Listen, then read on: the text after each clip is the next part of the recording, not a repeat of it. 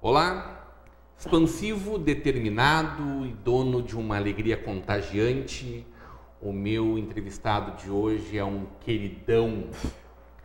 Natural de São Paulo, filho do seu Coraci, da Dona Maria do Carmo, é formado em biblioteconomia, com pós-graduação em gestão da informação, em jornalismo esportivo e em docência no ensino superior. O marido da Dargela já foi professor no curso de biblioteconomia. Criado no Rio de Janeiro, o pai do João Gabriel é repórter da Rádio ABC desde 2011, tendo coberto eventos como a Rio+20 e a Cúpula dos Povos. Em 2015, passou a integrar também a equipe de reportagem da Vale TV e, mais recentemente, a produzir e apresentar o programa Sociedade em Ação, também na nossa emissora. Flamenguista, Mocidade Independente de Padre Miguel e Protegidos da Princesa Isabel, quer marcar com o seu estilo uma forma de fazer jornalismo. Hoje teremos uma conversa de peso com José Renato Lopes de Oliveira. O Zé Renato.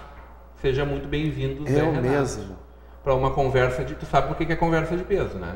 O apresentador já é de peso. É, né? Mas é sobretudo pela qualidade dos seus entrevistados. É claro. E é um grande prazer te ter claro. mesmo. Tu és uma pessoa referente, né, na nossa comunidade. Tão pouco tempo, 4 anos. 4 anos. E um querido para todos nós, né? Obrigado. Todos nós não é todos nós da nossa Vale TV, é todos nós da comunicação de Novo Hamburgo, né? Quando o William Brizola me disse, escuta, e o Zé Renato, hein? Vamos trazer ele para a Vale TV. Eu disse assim, é um sonho uma pessoa desse perfil, né? Mas está muito longe, está muito distante da nossa realidade. O William disse assim, deixa para mim.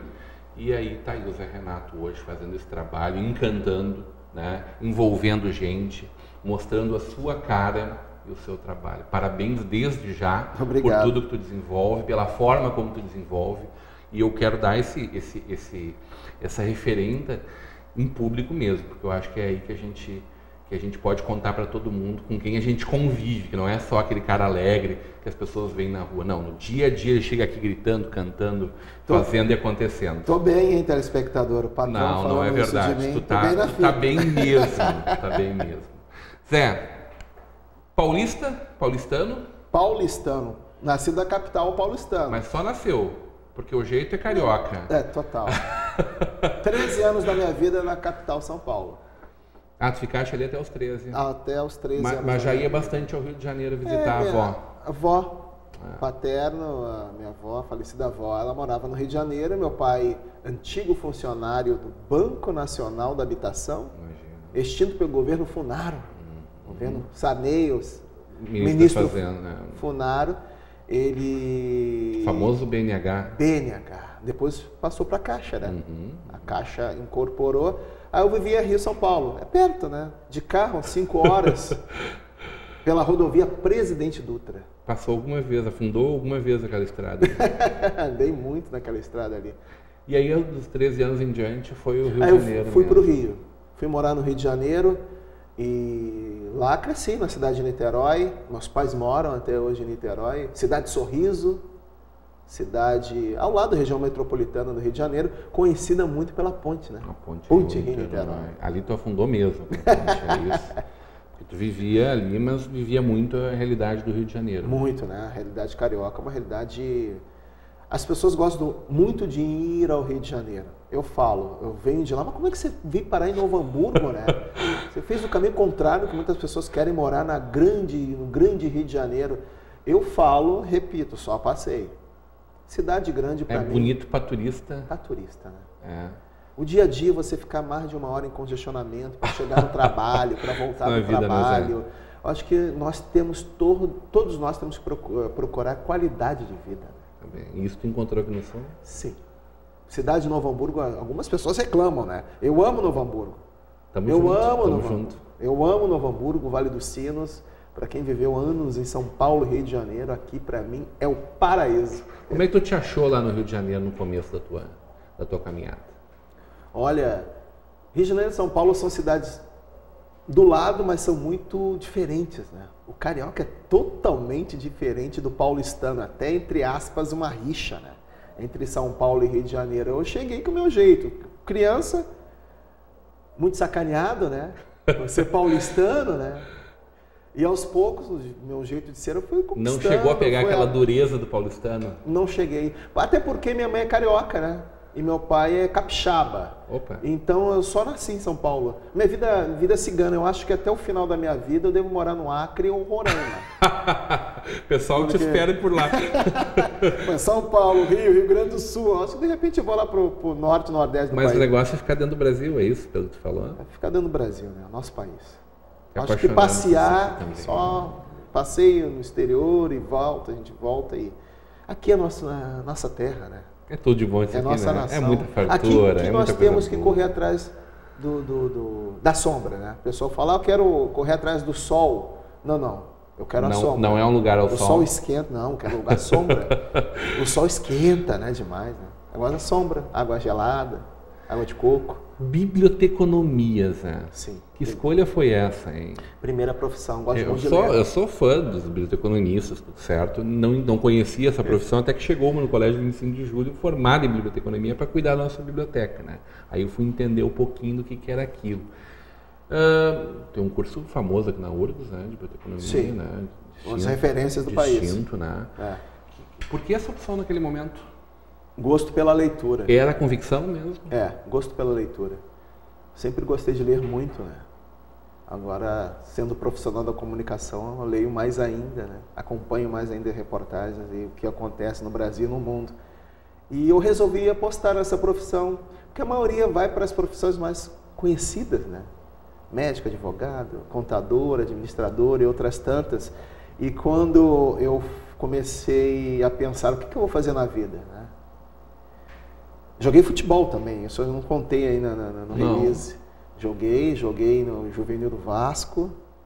Para a alegria do Alex aqui. E para a alegria do seu Coraci, meu pai. Né? Ele era vascaíno, né? Joguei no Vasco, joguei no Flamengo, no infantil do Flamengo. Pobre Cruz de Malta, né? Mas eu falei, eu vou estudar, né? Porque infelizmente a minoria dessa classe de jogadores é que conseguem um lugar à sombra, não sol que eu falo. Mas eu abracei a biblioteconomia, comecei a estudar na Unirio, né, Universidade Federal, lá na URCA, do lado da FRJ. A minha visão na Unirio era o bondinho do Pão de Açúcar, das salas de aula. Não dá vontade de estudar isso. Né? Praia Vermelha, os barcos, os iates na URCA. Ali foi 4 anos da minha vida. Niterói, URCA. URCA, Niterói. Mas aí tu descobriu que não era o teu caminho. Já tinha uma fagulha do jornalismo ali? Eu me formei em 98. Sim, eu tentei jornalismo na UF. Não passei, mas não me arrependo de ter feito a biblioteconomia. Militei 10 anos na profissão no Rio de Janeiro, né? E comecei meu primeiro trabalho foi na Sociedade Brasileira de Anestesiologia, área médica, fazendo pesquisas para os médicos. Acho que eu contribuí bastante aí nessa área da anestesia do Rio de Janeiro. É uma área importantíssima na área médica, né? Uma anestesia errada. Quantas pessoas famosas morreram por causa da anestesia? Nossa. Clara Nunes, né, que eu gosto muito de samba, né? Morreu por causa de um choque anafilático. Anestesia mal aplicada e acabou morrendo. Eu vi uma vez uma entrevista da Zia Martins, que não foi fazer um tratamento para calvície, estava marcada a cirurgia dele, porque era cirurgia geral, anestesia geral, e aconteceu aquilo com o Clara Nunes. Ele disse assim, por uma vaidade minha, eu vou correr esse risco. Mal sabia ele que estava tu lá preparando tudo para poder fazer uma anestesia tranquilamente. Né? Porque o médico traz o que precisa, a gente faz pesquisa no... Tu fez movimento estudantil também, hein? Ah, sim, no ensino fundamental. Fui um dos fundadores, né, da União Niteroiense dos Estudantes Secundaristas. Olha só, que anos foi isso mais ou menos? Década de 80, né?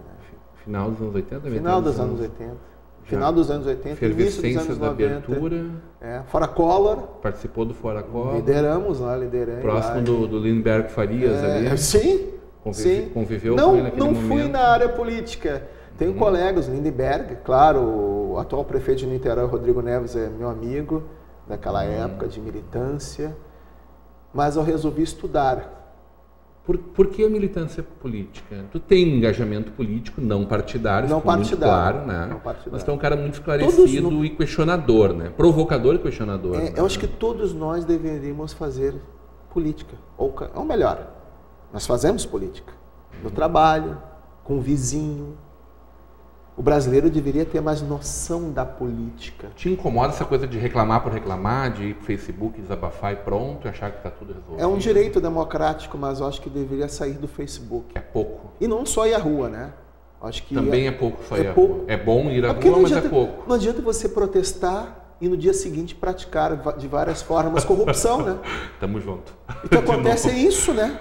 Mas as pessoas não enxergam isso. Não enxergam. Acham que vota-se e quer que o governo faça tudo em 4 anos num problema que está sendo constituído desde a criação do Brasil, né? O Brasil, falando um pouco já de política, é uma série de erros históricos, né? Uma série de erros históricos. Eu sou negro e a Lei Áurea só foi assinada não foi a Princesa Isabel, linda e maravilhosa, querida. Não.